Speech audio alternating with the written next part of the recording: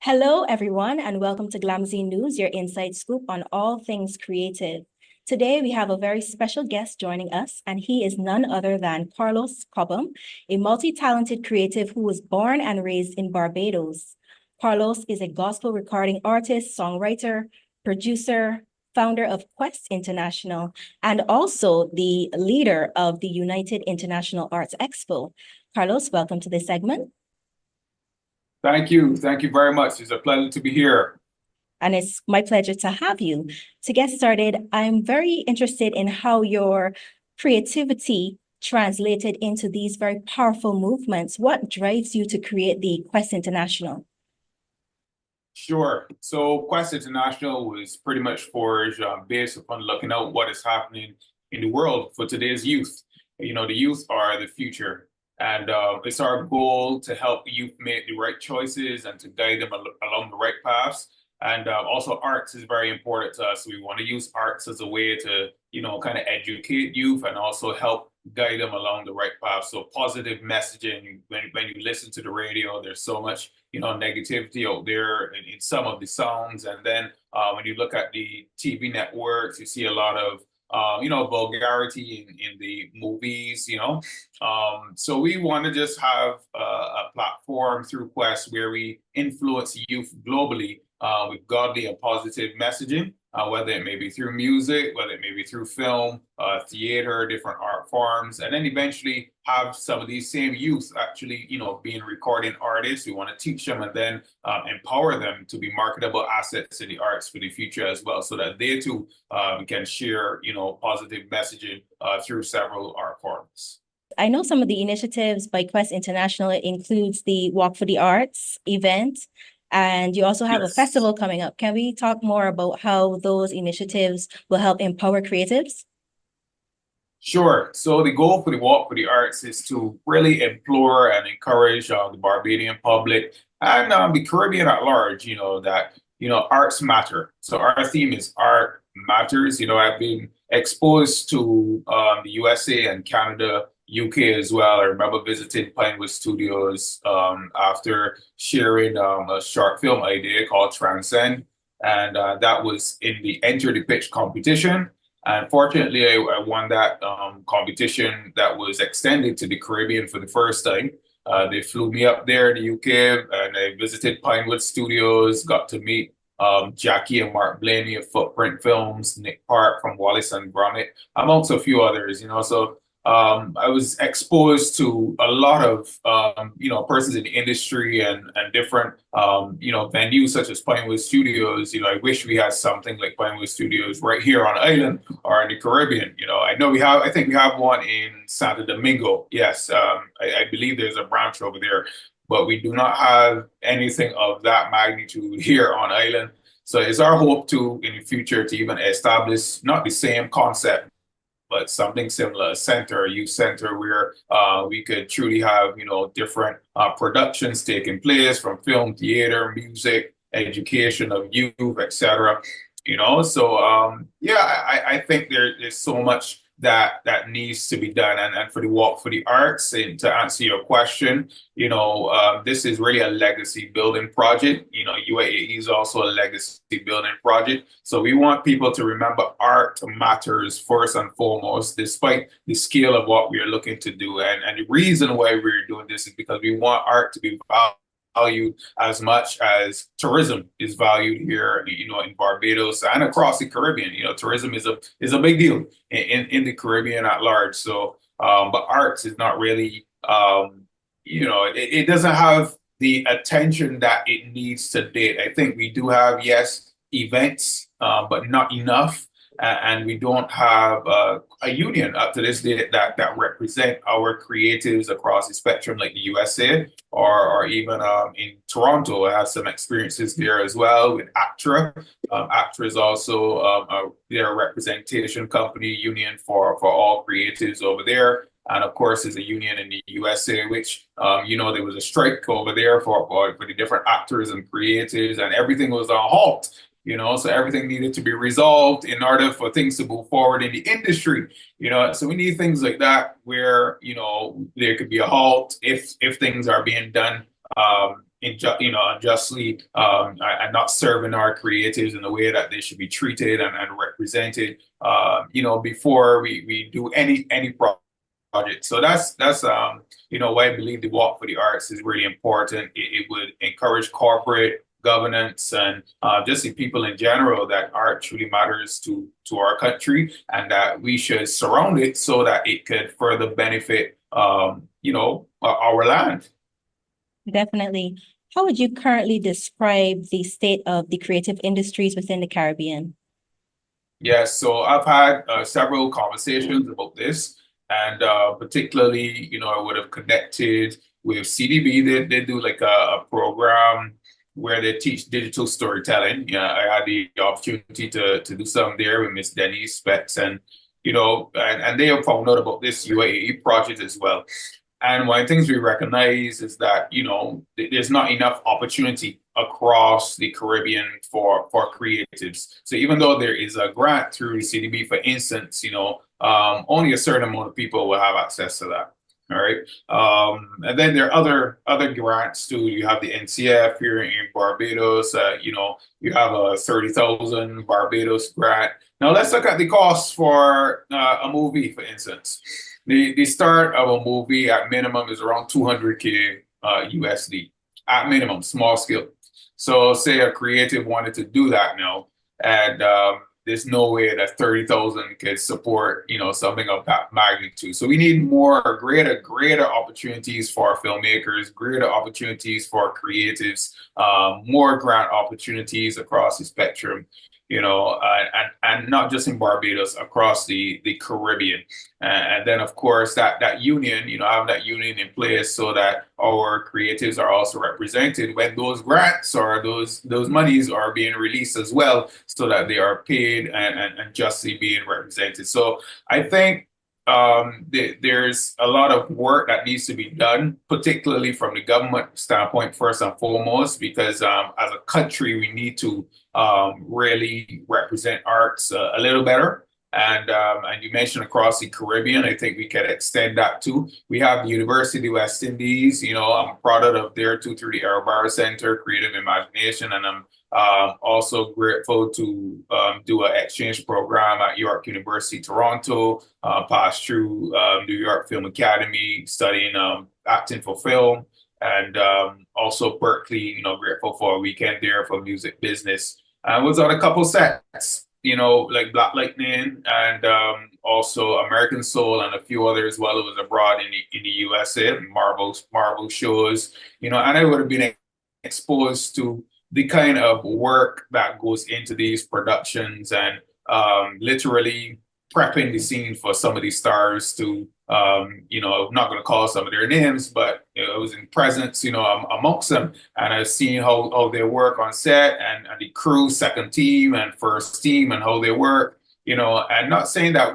we don't have stuff like that happening. Yes, we have shows here happening on island in Barbados that are being shot from abroad, but we don't have a lot of our actors, from island being in these shows at the level, like, in terms of the top actors. You may have maybe some background opportunities, or you may have some crew opportunities. But I think we need to create more opportunity for our very own movies, first and foremost, not just those being shot from abroad. We welcome you, yes, but we also have stories here on island to tell, and stories across the Caribbean that we should tell. And and from discussion with Miss Aline over at the Barbados Community College, she loves the fact that we have so many great writers as well on island. We have tremendous talent, writers, actors, dancers, you name it. We have so much talent on island, and I think that once we surround this talent with the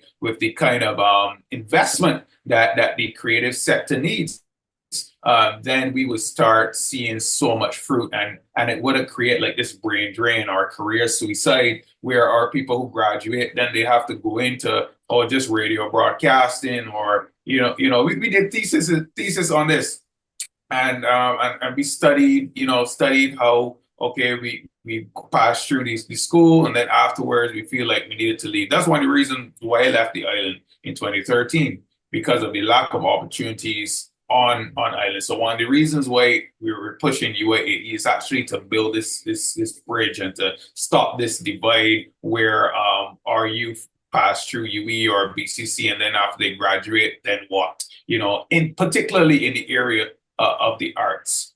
So we need to establish more opportunity, and it's my hope that UIAE and Kwest and some of the other linkages and partners and involved can really help build this bridge and help us to navigate around this obstacle that is constantly a cycle year round. They graduate, feel like they need to leave. So I'm hopeful that we can bring about some necessary change, and hopeful that both government and the corporate domain can come on board for something like this and see the need for something like this. You touched on a very critical issue, that of financial challenges. We often hear creatives complain about having a tight budget or sometimes a zero budget. So how does the UIAE help support creatives with funding? Thank you for that. So through this initiative, we just partnered up also with Mr. John Warman for KeyCoin Assets as well. Grateful for that partnership. And as we further build on that, that will also support the development of UIAE and establishing this creative arts fund, as well as through the event. So the event is to drive income on an annual basis, particularly also to build this creative arts fund and the scholarship fund. Right, the scholarship fund is to support 5 young people on an annual basis in the Caribbean in particular, so not just Barbados, because we're thinking youth at those different universities who may want to do like a student exchange program. I believe every young person should experience that, not just in the arts, but if you're studying something else, to please explore an exchange program at another college, just to spread your wings and experience something new and build some connections that you would have for a lifetime. I can still call on some friends at some of those schools, at York, for instance, say I wanted to shoot something tomorrow, ready and willing to come and be a part of that production and do it at a level of excellence.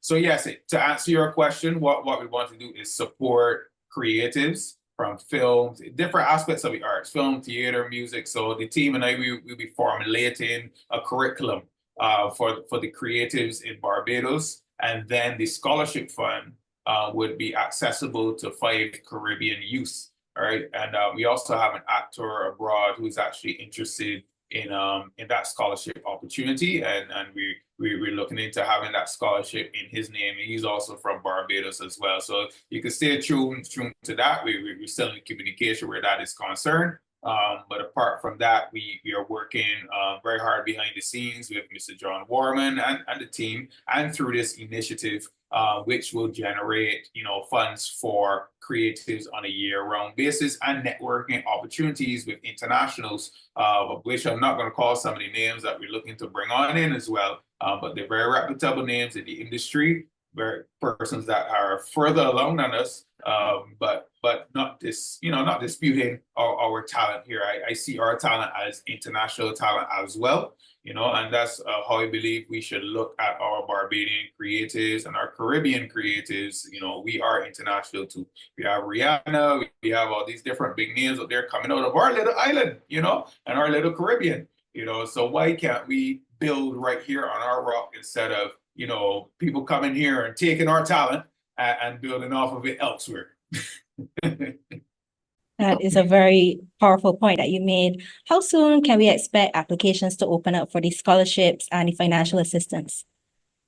Thank you for that question. So our goal is to collaborate with the Ministry of Education, and we're waiting some responses in that regard. So as we develop synergies there some more, then we can set a timeline where that date is concerned. And as we further build the partnership with Mr. Warman, who is now in touch with the government too, because he wants to establish his company here on island, in addition to our partnership.